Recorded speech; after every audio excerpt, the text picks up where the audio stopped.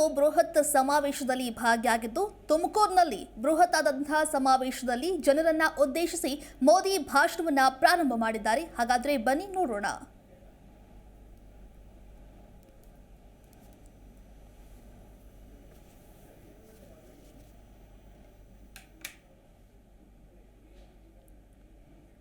ನನ್ನ नमस्कार सहोदरी, मैं श्री सिद्धगंगा मठ और आदि चुनचनगिरी महासंस्थान का आज श्रद्धा पूर्वक वंदन करता हूं. सभी संतों और कर्नाटका के जन जन के आशीर्वाद से डबल इंजन सरकार का प्रचंड बहुमत से वापस आना निश्चित हो गया है. मैं अभी हेलीपैड से आ रहा था. कोई तय कार्यक्रम नहीं था, लेकिन इतना बड़ा रोड शो हो गया और यहां भी मैं इतने लोग देख रहा हूं. इतनी बड़ी मात्रा में आप आशीर्वाद देने आए हैं. वो सर्वे वाले देखेंगे तो उनको पता चल जाएगा कि विजय किसकी तय है, जीत किसकी होने वाली है. ये दृश्य दिखाई दे रहा है. आप सभी मेरे साथ बोलिए, भारत माता की, भारत माता की. फिर एक बार बोलिए, बजरंग बली की, बजरंग बली की. राष्ट्र कवि कुवेंपु ने अपनी एक कविता में कहा था, कुवेंपु जी ने एक कविता में कहा था, ओ लंका भयंकरा, ओ लंका भयंकरा, समीर कुमार हे आंजनेया. जिस धरती पर राष्ट्र कवि कुवेंपु जी ने ये पंक्तियां लिखी है, वहां अब कांग्रेस को जय बजरंग बली बोलने पर भी आपत्ति होने लगी है. कांग्रेस तुष्टीकरण की गुलाम हो चुकी है. कांग्रेस अपनी वोट बैंक पॉलिटिक्स की गुलाम हो चुकी है. ऐसी कांग्रेस कर्नाटका का कभी भी भला नहीं कर सकती. ऐसी कांग्रेस कभी भी कर्नाटका का विकास नहीं कर सकती. कर्नाटका और यहां के लोग कांग्रेस और जेडीएस का खेल समझ चुके हैं. जेडीएस को दिया गया हर वोट आने वाले समय में कर्नाटका को कमजोर सरकार देगा, अस्थिर सरकार देगा. और एक कमजोर सरकार कभी भी मजबूत कर्नाटका का निर्माण नहीं कर सकती. इसलिए एक ही संकल्प, एक ही मंत्र, एक ही नारा, एक ही विश्वास, ई बारिया निर्धारा, ई बारिया निर्धारा, ई बारिया निर्धारा, ई बारिया निर्धारा ಬಹುಮತ ಬಿಜೆಪಿ ಸರ್ಕಾರ.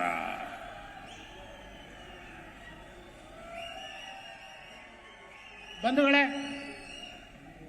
ಕನ್ನಡಕ್ಕೆ ಅನುವಾದ ಮಾಡುವಂತ ಅವಶ್ಯಕತೆ ಇದ್ರೆ ಬೇಡ, ನೈ चाहिए, नहीं चाहिए. आप सबका हुक्म है, हिंदी में बोलो. सब पीछे वालों का भी हुक्म है, आपका भी हुक्म है, आपका भी हुक्म है। आप मेरे मालिक हैं, आप जो कहेंगे वही करूंगा। बंधु भगिनीरे, ये मेरा सौभाग्य रहा कि मुझे अनेक बार इस पवित्र धरती पर आकर के पूज्य शिव कुमारा स्वामी जी का सानिध्य मिला। उन्होंने अन्ना, अक्षरा और आश्रय त्रिविधा दासोहा वो रास्ता दिखाया है। कर्नाटका बीजेपी ने भी इसी से प्रेरणा लेकर अन्ना, अक्षरा, आरोग्य, आदाय, अभय और अभिवृद्धि का संकल्प लिया है। इस संकल्प पत्र की पूरे कर्नाटका में सब दूर, गांव हो, गरीब हो, मजदूर हो, किसान हो, शहरी हो, स्टार्टअप वाला हो, स्किल वाला हो, हर कोई बहुत प्रशंसा कर रहा है। मुझे कुछ दिन पहले तुमकुरु में विकास के अनेक प्रोजेक्ट्स का शिलान्यास और उद्घाटन करने का अवसर मिला था। बीजेपी का ये संकल्प पत्र उसी भावना को विस्तार दे रहा है। बंधु भगिनीरे, पिछले 9 वर्षों में गांव और गरीब के लिए, किसान और नौजवान के लिए जितना काम हुआ है उतना पिछले 7 दशकों में नहीं हुआ है, 70 साल में नहीं हुआ है। कांग्रेस जेडीएस का ट्रैक रिकॉर्ड है कि उनके शासन में सबसे ज्यादा लूट गांव के हक के पैसे की होती है। लेकिन जब भाजपा सरकार में होती है तो गांव और गरीब तेज गति से आगे बढ़ता है।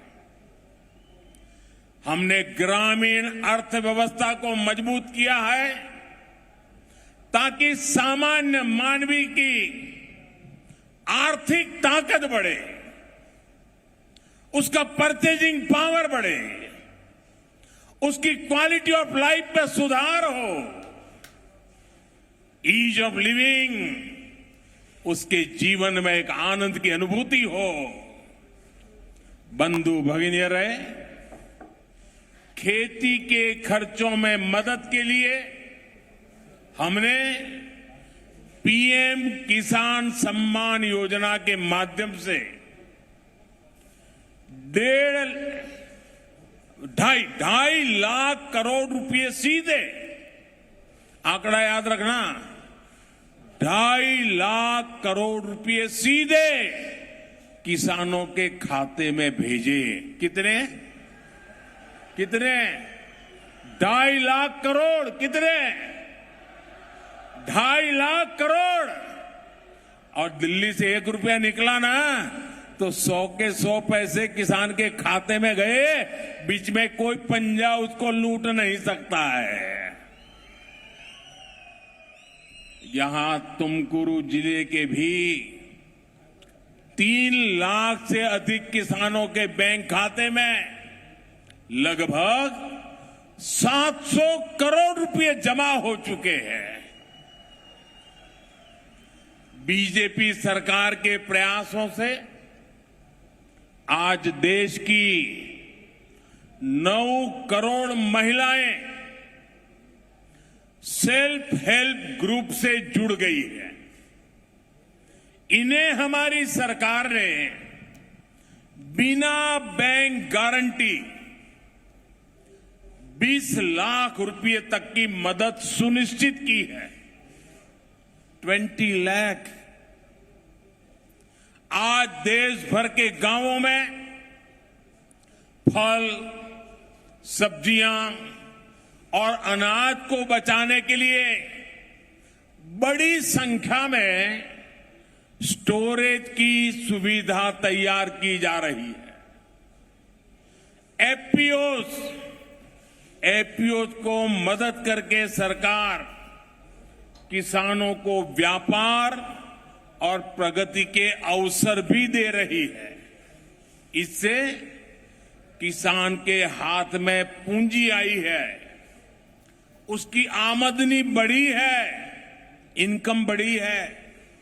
किसानों पर महंगी खाद का बोझ ना पड़े, फर्टिलाइजर का ज्यादा पैसा किसान को न देना पड़े, इसलिए बीजेपी सरकार दुनिया में से यूरिया लाती है।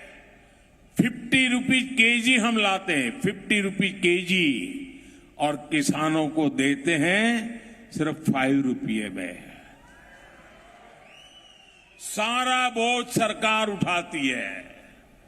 हम आज करीब 2 लाख ग्राम पंचायतों को ऑप्टिकल फाइबर से भी जोड़ चुके हैं। 2 लाख ग्राम पंचायतें। हमारी सरकार ने पिछले 9 वर्षों में गरीबों के लिए करीब करीब 4 करोड़ पक्के घर बनवाए हैं। 4 करोड़ घर दोस्तों, यानी दुनिया के कई देशों की इतनी जनसंख्या नहीं है, इतने घर हमने बनवाए हैं।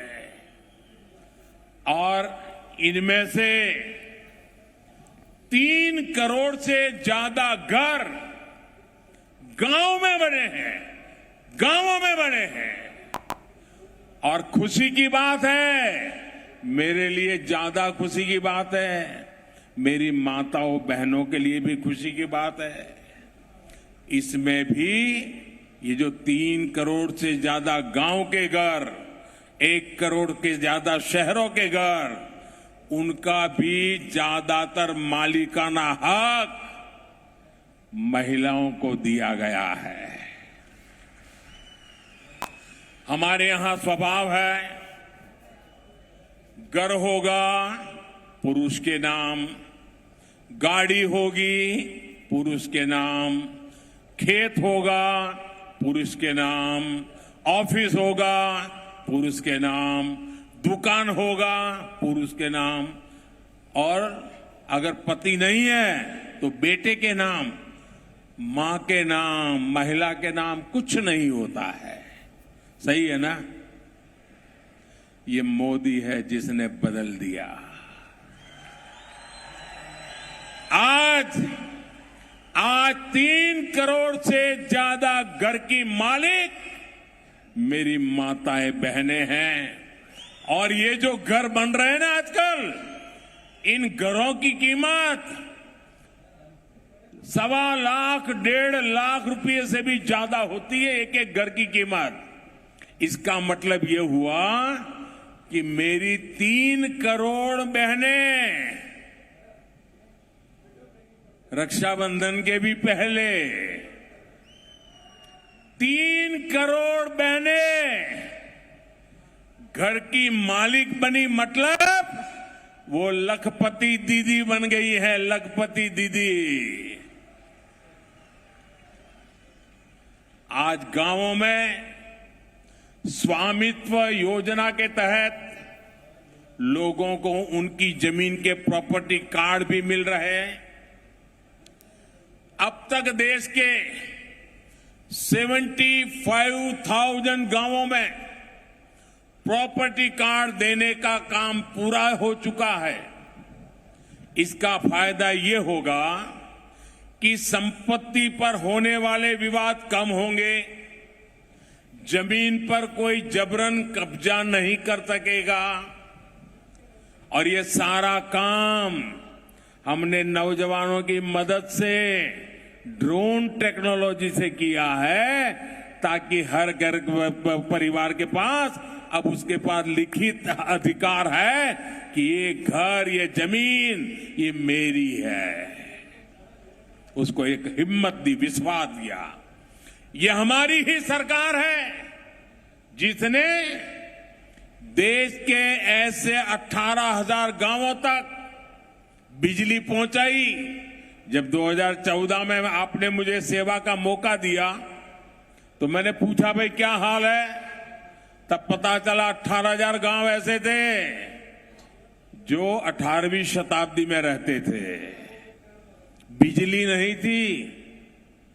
2014 में मेरे देश के 18,000 गांवों में बिजली न हो, ये मुझे सोने नहीं देता था। मैंने संकल्प किया 1000 दिन में 18,000 गांवों में बिजली पहुंचाऊंगा और पहुंचा दी भाइयों बहनों। इतना ही नहीं, सौभाग्य योजना के जरिए ग्रामीण क्षेत्रों में करोड़ों घर तक आज बिजली पहुंच चुकी है। आज देश के करीब 9 करोड़ ग्रामीण परिवारों को पाइप से साफ पीने का पानी मिलने लगा है, नल से जल मिलने लगा है। तुमकुरू के भी करीब करीब 1.5 लाख परिवारों को पहली बार पानी के कनेक्शन से जोड़ा गया है। आज स्वास्थ्य सेवाओं के लिए गांव-गांव हेल्थ एंड वेलनेस सेंटर खोले जा रहे हैं। प्रधानमंत्री ग्रामीण सड़क योजना के जरिए गांव-गांव सड़क पहुंच रही है। यहां तुमकुरू में फूड पार्क बनने से किसानों को भी लाभ हुआ है और यहां के युवाओं को रोजगार भी मिला है। स्नेहितरे, इस क्षेत्र की पहचान तो कल्पतरु नाडु के रूप में है। बीजेपी की डबल इंजन सरकार कोपरा किसानों के हित में निरंतर फैसले लेती रही है और मुझे बढ़िया कोपरा का माला भी पहनाई अभी। इस सीजन के लिए हमने कोपरा के एमएसपी में फिर से वृद्धि की है। ये लागत के 1.5 गुना के बराबर है, जिसे कांग्रेस सरकार कभी भी लागू नहीं कर पाई थी। किसान मांग करते थे, कांग्रेस सुनती नहीं थी। कांग्रेस जेडीएस सरकार ने पीने के पानी और सिंचाई दोनों के लिए भी तुमकुरू को बहुत परेशान किया है। ये 3 आहोले प्रोजेक्ट को बीजेपी सरकार ने स्वीकृत किया था, लेकिन जैसे ही कांग्रेस की सरकार आई, ये प्रोजेक्ट लटक गया। जब फिर डबल इंजन सरकार बनी, तब इस पर काम शुरू हुआ। अब ये पूरा होने वाला है। अपर भद्रा प्रोजेक्ट को लेकर भी कांग्रेस जेडीएस सरकारों ने कभी भी गंभीरता नहीं दिखाई। आपकी इस बरसों पुरानी मांग को भी बीजेपी ही पूरा कर रही है। इस वर्ष केंद्रीय बजट में अपर भद्रा प्रोजेक्ट के लिए 5,000 करोड़ रुपए से अधिक का प्रावधान किया गया है। 5,000 करोड़ हर घर, हर खेत, वहां तक पानी पहुंचे, ये डबल इंजन सरकार की प्रतिबद्धता है। सहोदर सहोदरियों रे, बीजेपी सरकार के इन प्रयासों के बीच कांग्रेस गांवों के बच्चों की दुश्मन बन गई है। आपको लगेगा मोदी जी क्या कह रहे हैं, मैं सबूत के साथ बताना चाहता हूं। आज कांग्रेस पार्टी की सोच देखिए, वो गांव के बच्चों के दुश्मन बनकर के आज खड़ी हो गई है। आपको पता है, केंद्र की बीजेपी सरकार ने 21वीं सदी की जरूरतों को पूरा करने वाली आधुनिक राष्ट्रीय शिक्षा नीति लागू की, नेशनल एजुकेशन पॉलिसी।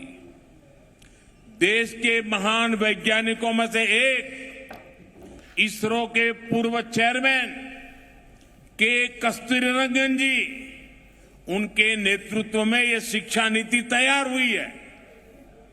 और कस्तूरीरंगन जी तो कर्नाटका उनकी कर्मभूमि रहा है, वो कर्नाटका नॉलेज कमीशन के चेयरमैन भी रहे हैं।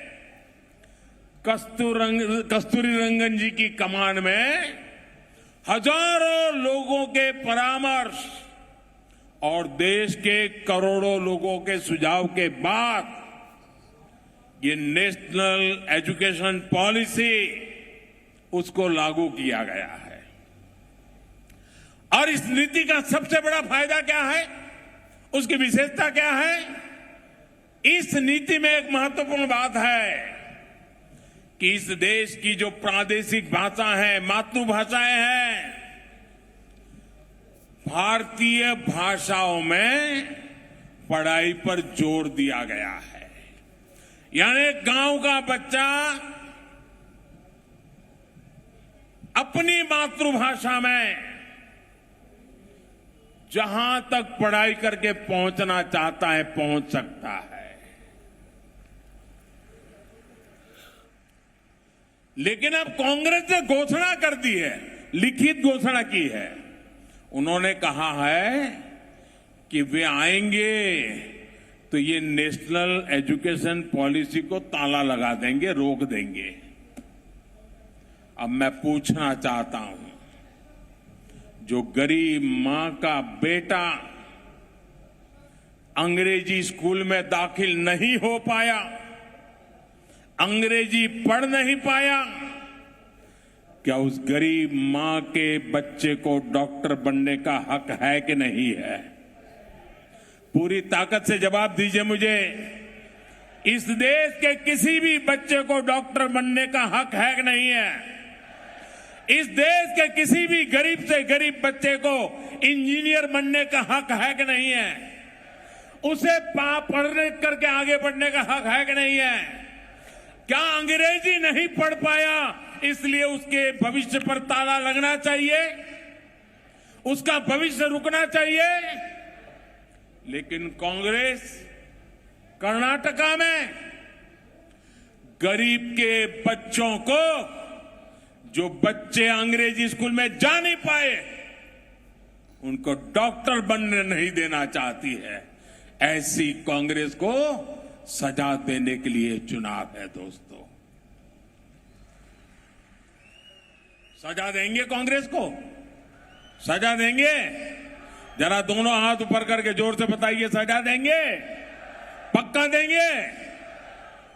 हम गरीब के बच्चों को डॉक्टर बनाना चाहते, इंजीनियर बनाना चाहते हैं, टेक्नोलॉजी की दुनिया का महारथी बनाना चाहते हैं।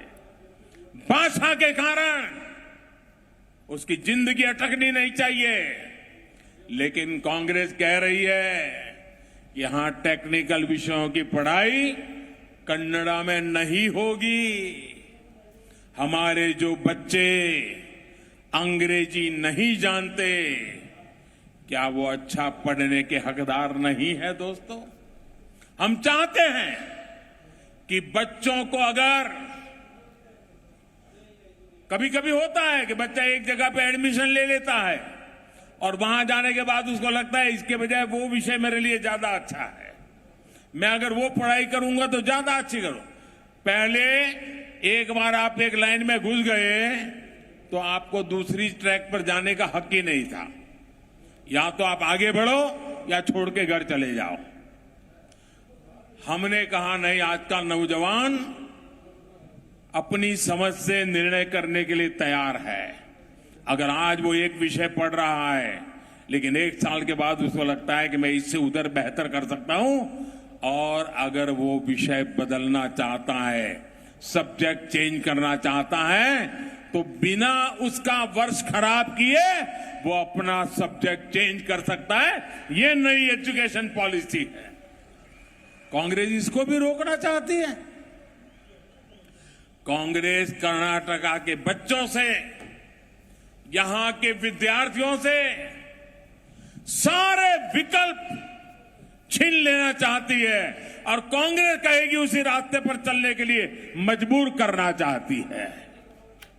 स्नेहितरे, हमारी सरकार इस विजन पर काम कर रही है कि यहां विद्यार्थियों के पास डिग्री भी हो और उनके हाथों में स्किल भी हो, हुनर भी हो। कांग्रेस आधुनिक राष्ट्रीय शिक्षा नीति पर रोक लगाकर कर्नाटका के युवाओं के भविष्य को ताला लगाना चाहती, उसे तबाह करना चाहती है। सहोदर सहोदरियों रे, बीजेपी की डबल इंजन सरकार का मतलब क्या होता है? इसका प्रमाण तुमकुरु में बनी एशिया की सबसे बड़ी हेलीकॉप्टर फैक्ट्री है। इससे तुमकुरु दुनिया के नक्शे पर चमक गया है। इसके शिलान्यास और उद्घाटन दोनों का सौभाग्य आपने मुझे दिया था। ये इतनी बड़ी फैक्ट्री इसलिए बनी क्योंकि हमने सेना के लिए मेड इन इंडिया सिस्टम देने पर बल दिया। कांग्रेस पूरी तरह से देश को इंपोर्टेड पर निर्भर रखना चाहती थी। कांग्रेस के लिए डिफेंस सेक्टर एक ऐसा क्लब रहा है, जरा पुरानी बातें याद करने होंगे तो पता चल जाएगा। डिफेंस सेक्टर एक ऐसा क्लब रहा है जहां मामा, चाचा, सगे संबंधी मिलकर देश को लूट सकते हैं। ये कांग्रेस की 85% कमीशन सरकार थी। 85% कमीशन सरकार, जिसने HAL यानी हिंदुस्तान एरोनॉटिक्स लिमिटेड को बर्बाद कर दिया था। याद कीजिए, 4-5 साल पहले कांग्रेस के नेताओं ने कर्नाटका में आकर HAL पर क्या क्या झूठ नहीं फैलाया था। HAL के कर्मचारियों को भड़काने का प्रयास किया गया था और उस समय किया गया था जब सीमा पर हमारी सेना तैनात थी। इस चुनाव में इनके मुंह से एक बार भी, ये मीडिया वाले याद रखें, एक बार भी कांग्रेस के नेताओं के मुंह से HAL का नाम नहीं निकल रहा है। क्यों? क्योंकि जब HAL पैदा हुआ ना, तब से आज तक HAL ने प्रॉफिट के नए रिकॉर्ड बनाए हैं। सबसे ज्यादा प्रॉफिट अभी हुआ है जी। यही तुमकुर में है, यहीं पर है फैक्ट्री, यहां के लोग काम करते हैं। पहले प्रॉफिट नहीं होता था तो माल चोरी कहां होता था, और मोदी आने के बाद प्रॉफिट होने लगा।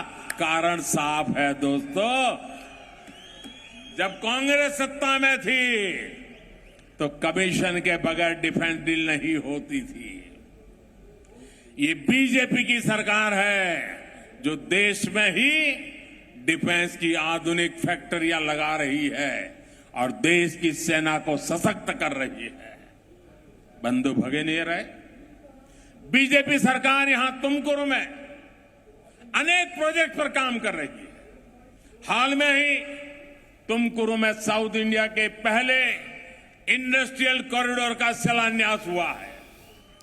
डबल इंजन सरकार यहां इंडस्ट्रियल टाउनशिप के निर्माण पर भी तेज गति से काम कर रही है।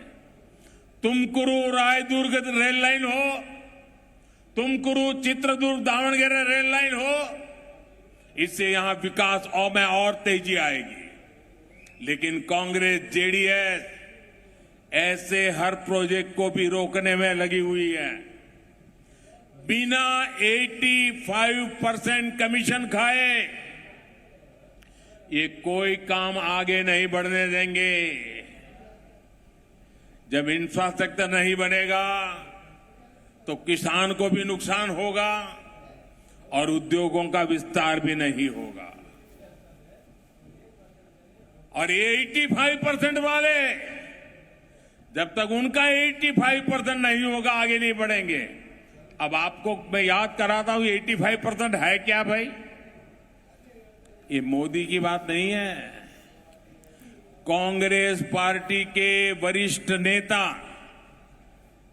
कांग्रेस पार्टी के प्रधानमंत्री, पूर्व प्रधानमंत्री श्रीमान राजीव गांधी, उन्होंने पब्लिकली सार्वजनिक रूप से कहा था कि मैं दिल्ली से 100 पैसा भेजता हूं तो गांव में गरीब के पास जाते जाते 15 पैसा हो जाता है, 85 पैसे की चोरी हो जाती है। ये खुद राजीव गांधी ने कहा था। और तब तो पंचायत से लेकर पार्लियामेंट तक कांग्रेस ही कांग्रेस थी। उस समय उन्होंने कांग्रेस को सर्टिफिकेट दिया था। 85% कमीशन का सर्टिफिकेट राजीव गांधी ने दिया था। वो 85% कमीशन वाली कांग्रेस आज भी अपनी आदतें छोड़ने को तैयार नहीं है। और इसलिए मेरे भाई बहनों, आपको मेरी एक बात याद रखनी है। जेडीएस का हर कैंडिडेट कांग्रेस का ही कैंडिडेट है। जेडीएस को दिया हर वोट कर्नाटका में निवेश को रोकेगा। और मुझे बताइए भाइयों, हमारा संकल्प है कर्नाटका को नंबर 1 बनाना, पूरे देश में नंबर 1 बनाना। आप सहमत हैं मेरी बात से? क्या कर्नाटका को नंबर 1 बनाना है? कर्नाटका को नंबर 1 बनाना है। कौन बना सकता है? कौन बना सकता है? कौन बना सकता है? भाइयों बहनों, कर्नाटका को नंबर 1 बनाने के लिए घर घर से एक ही संकल्प चाहिए, ईबारा निर्धारा, ईबारा निर्धारा, ईबारा निर्धारा बहुमत दा बीजेपी सरकार। साथियों, अगले बुधवार को मतदान है। 10 मई दूर नहीं है। हमें विजय के संकल्प को और सशक्त करना है। चुनाव तो जीतने वाले हैं, लेकिन हमें हर पोलिंग बूथ जीतना है। एक भी पोलिंग बूथ हारना नहीं है। मंजूर? मंजूर? भाइयों बहनों, इतनी बड़ी सभा और इतना बढ़िया रोड शो कहीं ऐसा तो नहीं होगा ना यार मोदी जी आ गए अब तो जीत जाएंगे, ऐसा नहीं करोगे ना? घर घर जाओगे ना? पोलिंग बूथ में काम करोगे ना? रात दिन मेहनत करोगे ना? पोलिंग बूथ में डटे रहोगे ना? जरा जोर से जवाब दीजिए, डटे रहोगे ना? पूरी कोशिश करोगे ना? एकदम जोर से लगोगे? अच्छा, एक मेरा काम करोगे आप लोग? हाँ बोलू लेकिन पहले बताओ ना, करोगे कि नहीं करोगे? दोनों हाथ ऊपर करके मुझे बताइए, मेरा एक काम करोगे? पक्का करोगे? ये मेरा पर्सनल काम है, करोगे? ये मोदी का काम है, करोगे? अच्छा, आप करने वाले हो तो अपना मोबाइल फोन निकालो और उसका फ्लैश लाइट चालू करो, जरा मैं देखूं कहां से दिखता है मुझे। सबके मोबाइल का फ्लैश लाइट चलना चाहिए, सबके मोबाइल का फ्लैश लाइट चलना चाहिए।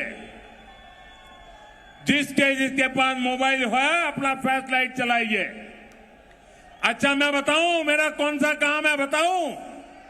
जरा जोर से बोलिए, बताऊं करोगे? देखिए, हर घर जाना है, जाकर के सबको प्रणाम करना है और उनको सबको बताना मोदी जी तुमकुरू आए थे। हर घर में जाकर के बताना है मोदी जी तुमकुरू आए थे और मोदी जी ने आपको नमस्कार भेजा है, ये बता देंगे। मोदी जी ने आपको प्रणाम भेजा है, ये हर घर में बता देंगे। अगर जब आप हर परिवार में जाकर के मेरा नमस्कार पहुंचाएंगे, मेरा प्रणाम पहुंचाएंगे, तो हर परिवार, बड़े बुजुर्ग, माताएं, बहनें मुझे आशीर्वाद देंगे। और जब तुमकुरू जिले, इस पवित्र भूमि से इतने लोगों के मुझे आशीर्वाद मिलेंगे ना, तो मेरी ऊर्जा और बढ़ जाएगी, मेरी ऊर्जा जबरदस्त बढ़ जाएगी और मैं आपकी सेवा के लिए और जोर से काम करूंगा। इसलिए घर घर जाओगे ना, नमस्कार पहुंचाओगे ना? बहुत बहुत धन्यवाद। मेरे साथ बोलिए, भारत माता की, भारत माता की, भारत माता की, बजरंग बली की, बजरंग बली की, बजरंग बली की। धन्यवाद जी।